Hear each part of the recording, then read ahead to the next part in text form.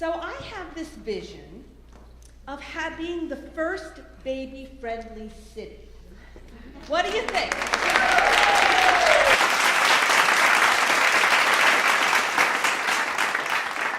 As you know, we have a long way to go in this city to be a place where infants have a guarantee of being born healthy and nurtured as well as we would want every one of our children to be nurtured.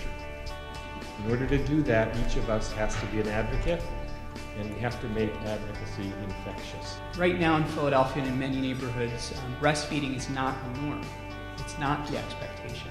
So we need to think about ways that we can change those norms in healthcare settings and think about ways to extend those norms into neighborhoods and communities. And to put it in context of where we are in the relation to the rest of the world, in most countries worldwide, this is a problem. So this is one rare case where we are actually similar to the rest of the world, where less than half of infants are actually exclusively breastfed for 6 months. It's a huge problem internationally. This is way, way more about more than just breastfeeding. So what exactly is the Baby Friendly Hospital Initiative? It is a World Health Organization and UNICEF designation. It's an international designation. It means that you are following 10 steps in your hospital at an 80% level or better, and it means that you're paying for the formula and formula products that you're using. In 2009, the American Academy of Pediatrics endorsed the 10 steps to successful breastfeeding. What are these 10 steps? You have a policy that supports breastfeeding in your hospital. You train people about breastfeeding in your hospital.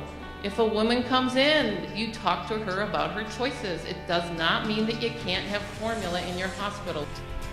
It means that you have a system in place that does not separate the healthy mother and baby in the first hour of life. They do not go to the box, to the nursery.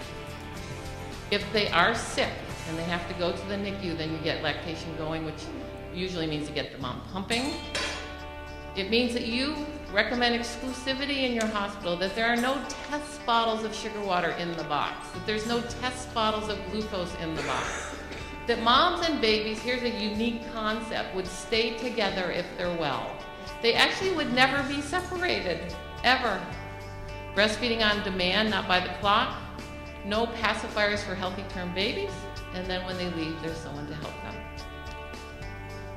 You meet all of these steps at 80% or better, and you pay for your formula, and you can be a baby-friendly hospital. The interest in improving maternity care practices and seeking the baby-friendly designation is growing, and we're really excited about that. We see more and more on the way. So why is this happening? And we see that hospitals are answering the nation's call. First, we had a very high-level endorsement from the White House in the publication Solving the Problem of Childhood Obesity Within a Generation. Our First Lady called upon hospitals and healthcare providers to use maternity care practices that empower new mothers to breastfeed, such as the baby-friendly standards.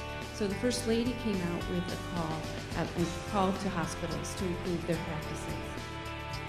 What baby-friendly is measuring a discharge is it's ensuring access to support, and so that distinction, the responsibility is sort of the handoff versus the actual provision of the support. The jewel is in the journey. It's just so much fun to watch the progress every single day, week, month. State-of-the-art technology in maternity care practices is a highly trained staff on the most current evidence in maternity care practices. And so while I see the training is costly, I think it's a really important investment in maternity care practices. One champion is not enough to change the practices. And so until we can start to really think about the fact that it's not the mother who's wrong, it's the fact that it is wrong and unfair that these things are then done to these women, that's when we're going to be able to start changing things. Leadership always matters. I mean, it will always matter who your leaderships are.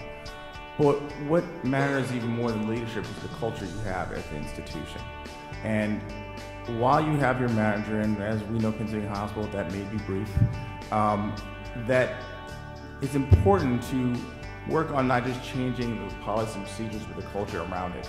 I mean, one of the things that this task force is good for is that leadership may change, But the task force is still there, the people are still involved, the process is still rolling. So when you get oriented to your job, this is just part of it. This is what you're going to be doing.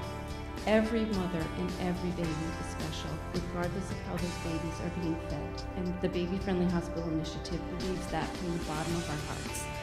Because every mom and baby is special, we want them to have the opportunity for optimal infant nutrition and mother-baby bonding, and therefore we want you to sensitively explore with mothers any reasons or barriers that they perceive they have to breastfeed. One of the most important aspects of early maternity care is helping breastfeeding to get off to a good start. And so the Baby Friendly Hospital Initiative is a quality improvement and recognition program for maternity facilities that have created an optimal environment for appropriate infant feeding and mother-baby bonding.